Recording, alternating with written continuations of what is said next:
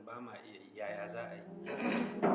Amsan da aka bayar shine shi ilimi farko muna son mu samu kanmu sai mun mai da ma'arifa kalmar ma'arifa da al'ilmu yana da bambanci da larabci a cikin yaren larabci. Al-ma'arifa shine idrakul juz'i, mutum ya riski wani yanki na abu, ma ilmu kuma shine ya riske shi gaba ɗaya ko mafi yawanci. Shi yasa an so sifanta bayan Allah na gari ba a ce al'alimu billah, do ana samu a wasu littafai kaɗan za a ce al'alimu billah, amma abin da ya fi daidai a ce al'arifu billah instead a ce al'alimu billah. To shi mutum ya samu ma'arifa ya mayar da ita ilimi shine sai ya kaman lizimta ma kanshi karatun sosai, ya yi karatu sosai, karatun kuma tare da bin hanya mai kyau wanda malamai suka sa ta hanyar tadabburi da nazari. Misali shine yanzu mun zo mun ga ɗazuna ba da misali cikin suratul kafi akwai inda Allah yake cewa famasta'u ay yazharuhu wa mastata'u lahu naqaba, famasta'u ay yazharuhu wa mastata'u lahu naqaba. Shi wannan anan an ce famasta'u, na gaba an ce famastata'u. Famasta'u ya fi saukin faɗi a harshe, famastata'u ya ɗan fi nauyi. To famasta'u ay yazharuhu ba za su iya haye garin da zulkarnain ya gina ba, to hayewan ya fi sauki. Ɗazu na yi kuskure wurin abin nan ko wurin karanta ayar kan Ismail shine gangaren ya muna abin nan na ce famasta'u ay yazharuhu wa masta'u ay yazharu, ya fi sauki, hawan nasu ya fi sauki akan su zo su samu su sa hannayensu su yi ta kwakulan garin har ya abin nan. To anan idan mutum ya tadabburi ne zai gane wannan ma'ana a cikin wannan ayar. To ilimi shi ma yana kan haka, sannan kuma sai mutum ya lizimci ilimin kullum, ƙoƙarin shi ya ƙara ilimin, sannan in ya karanta wannan kalmomin ya ƙoƙari ya gani cewa shin a bayan wannan kalmomin akwai abin da ya kamata a fahimta a ciki. An kawo misalin al'albani, wannan al'albani ya zo ya fitar da wasu misali, bari mu ɗauki a tirmizi, sunan da tirmizi ya ce ga sahihin shi ga da ifin shi.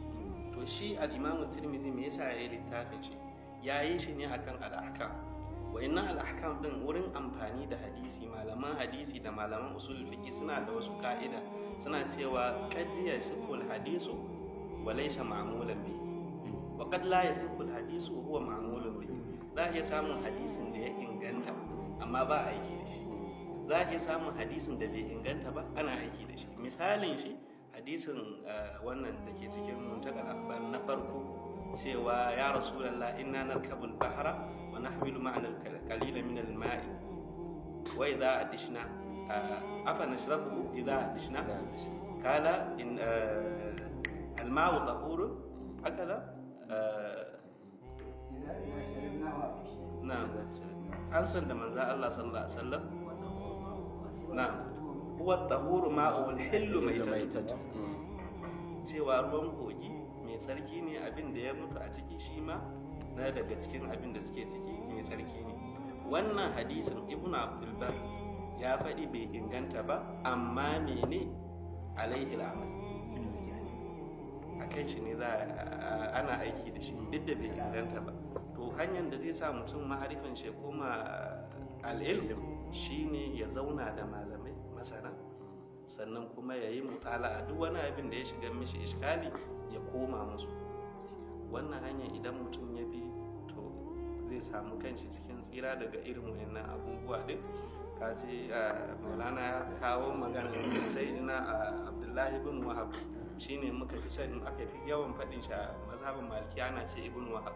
Shi wannan ibn wahab din ɗalibin imam malik ne, ɗalibin allaisu bin sa'ad. Laisu bin sa'ad abokin imam malik, to shine yace yayi karatu wurin mutane 360.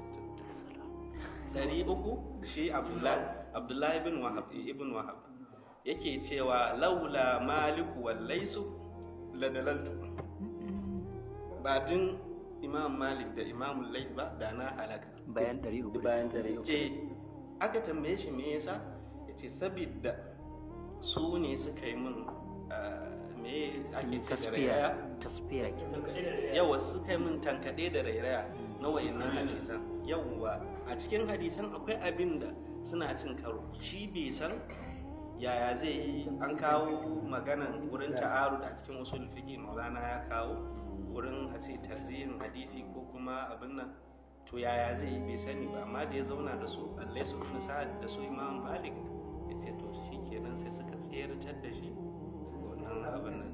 Yawa to kuma Abdullahi ibn Wahab babban malami ne sosai a ilimin hadisi kuma ilimin fiqh. Wannan shine abin da yace saboda lokaci za su tafi na insha